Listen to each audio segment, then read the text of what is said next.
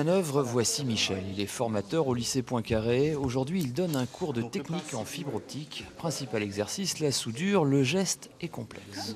Il faut beaucoup d'entraînement pour beaucoup d'expérience sur la soudure notamment, parce que c'est un geste qu'il faut absolument acquérir.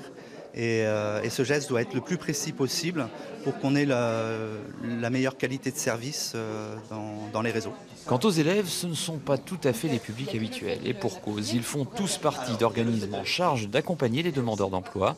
Karine travaille à la région, elle s'occupe de la clause sociale, c'est-à-dire des postes réservés aux personnes éloignées de l'emploi. Dans quelques jours, elle proposera ses formations à ces personnes. Alors aujourd'hui, elle essaie de comprendre pour mieux vendre ses métiers d'avenir. C'est pas du tout évident. Ça sera plus facile pour moi d'en parler et de me rendre compte, de leur expliquer en tout cas. Cette plateforme dédiée à la fibre optique est unique en Meuse. Elle aura coûté 100 000 € dans le cadre du plan de déploiement de la fibre. Un plan qui confie le câblage de Bar-le-Duc et Verdun aux opérateurs privés et les zones rurales à la région Grand Est avec un objectif commun.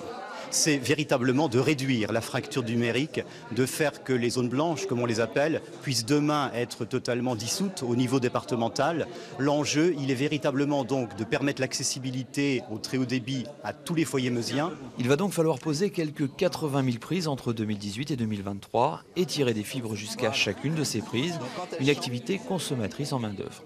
Pendant 5 ans, il va y avoir de l'ordre de 100 équivalents temps plein qui vont être donc appelés à travailler dans le cadre de ces travaux d'investissement. Des emplois qui seront pérennisés dans les activités de maintenance et réparation du réseau fibre optique. Début des formations en mars prochain.